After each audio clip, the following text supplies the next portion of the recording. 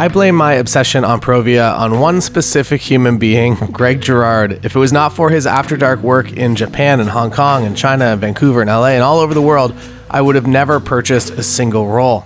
I know not all of these photos are from Provia, but I really love that After Dark slide feeling. And if there's just one time and place I could go back to anywhere in history and just look around, it would be Japan in the 70s and 80s. Photographer TJ6-3.7. Let's begin. Ready? Yes, sir. Recite your baseline. A system of frames of the yellow mirrorless began to spin. A system of frames interlink within frames interlink within frames interlink. That's about enough of that. Fujifilm Provia 100F comes in 35mm, 120, 4x5 or 8x10 if you're feeling extra daring.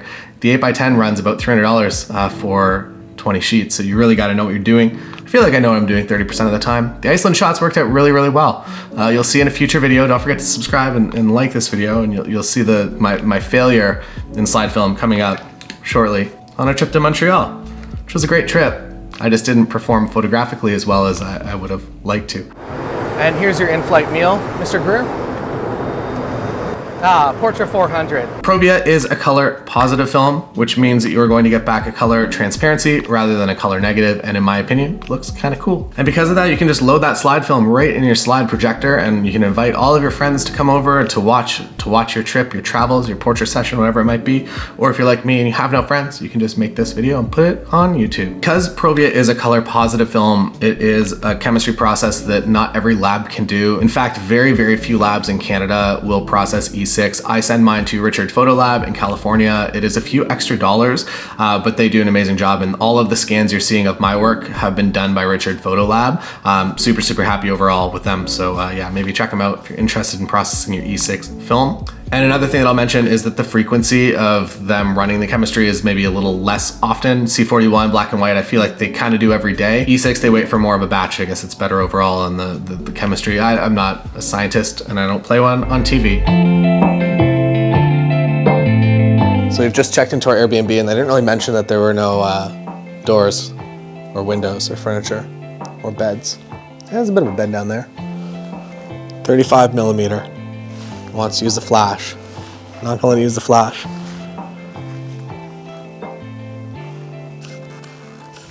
There we go. And that's what you call a natural frame. Frames.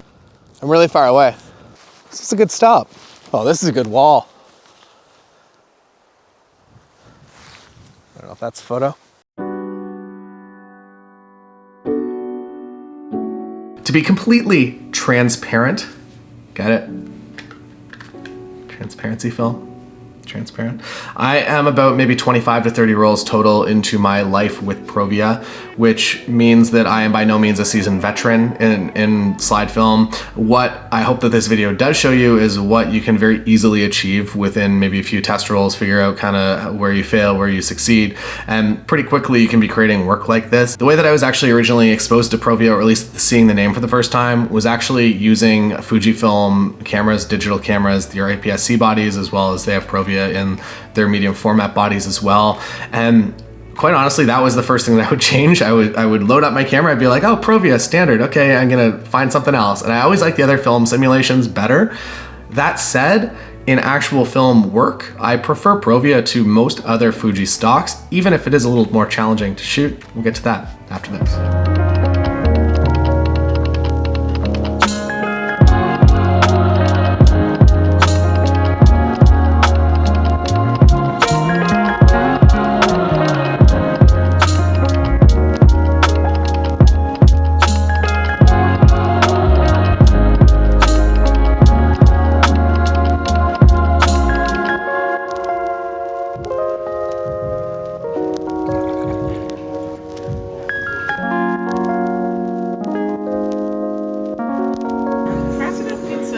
Thank you.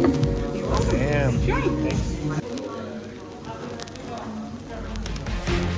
adventure pants. So as you can see, Provia really does create beautiful, vivid colors for landscapes. It's great, especially for this time in Iceland when everything was nice and green. It really accentuated those greens.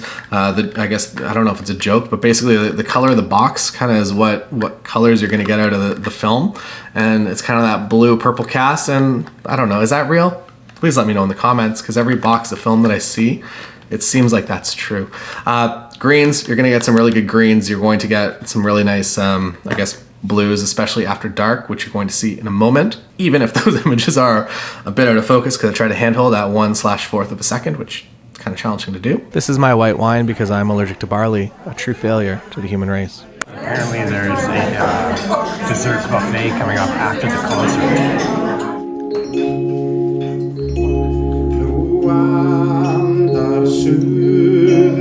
Sæla vindum þýðum á sjónum alla, bárur smáar rísa, flykkjast heim að fögru landi vísa, á fóstur jarðar minnar strönd og hlíður.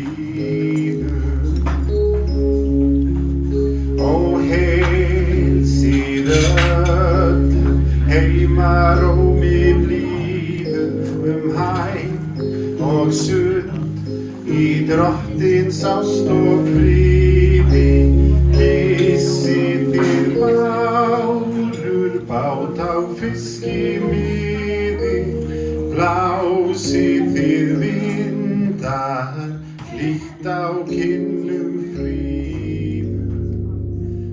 And this brings us to the challenge, I guess, with slide film and with Provia. Maybe more specifically, I've had this doesn't exactly translate 100% what I'm going to say to Ektachrome. When you're shooting slide film, you're kind of shooting, I'm gonna put this in digital terms, you're kind of shooting just a JPEG. Whatever you're seeing is kind of what you get. If you blow out the highlights, they're gone. If you make the shadows completely just in all black, you're not gonna be able to recover a whole lot of that. Whereas if you're shooting with something like a Portra 400, you have way more latitude and you kind of have a quote unquote more of a raw file to do what you want with. With slide film, you gotta be really spot on with your metering or bracket appropriately. So if you think that you're gonna blow out the sky, maybe do an exposure that's just a little bit less. I found that even in the most simple conditions, when I think my metering is exact, I'm still blowing out pieces of the sky. And when I look at that image, my eyes just go straight to like, why is the sky broken? And I can't even really look at the rest of the images when there's such a technical flaw happening. You can kind of mask this or hide this a little bit by bringing down the highlight point in post-production. I found that that's kind of what I had to do for a number of these images because of my errors. So know that whenever you're shooting Provia, you have way less latitude to do anything in post-production, but also know that when you do nail it, there is a sense of like, you feel good about that. You're like, yeah, I took that photo. And no one else will understand that it actually took effort. They'll just look at it and be like, that's a nice photo. And I find that I get more of an internal reward whenever I shoot good slide film than I do just good color negative film. The after dark work I'm going to continue to work on. The problem obviously with this work here in Iceland was that I did not have a tripod with me. I would be bringing a tripod, I would be stopping down a little bit. The lenses that I was using on my Leica M6 obviously have some massive vignetting issues. So you can see the color palette, but unfortunately the sharpness should be there, but it is not because of my error. I thought that it was gonna be great. I was like, yeah, I'm doing like the little sniper breathe where you just exhale as you hit the shutter. Didn't work out.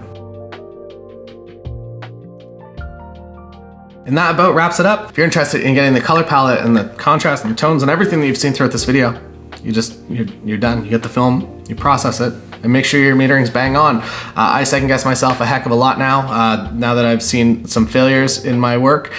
So now I'm shooting kind of two photos for every one photo that I would normally take to make sure that I do retain the highlights that I want. I have a tendency to overexpose, and that is not so good when you're using this film. And because of my overuse of film, I'll be staying off of the 120 roll on this RZ67 for a little while now. Until I actually figure my life out. And that's not gonna happen anytime soon. Thanks for watching. Hope you enjoyed. Don't forget to subscribe. If you're interested in seeing more of this Iceland trip, there is a full 1+ hour documentary that is up on my channel, and you're welcome to go view that. It is, we think we're funny. You can decide if you think it's funny or not. just let me know. Go check it out. It's on the screen. You can just click it. And then you go there. What do we do for the end? Do we play the intro backwards? Why not?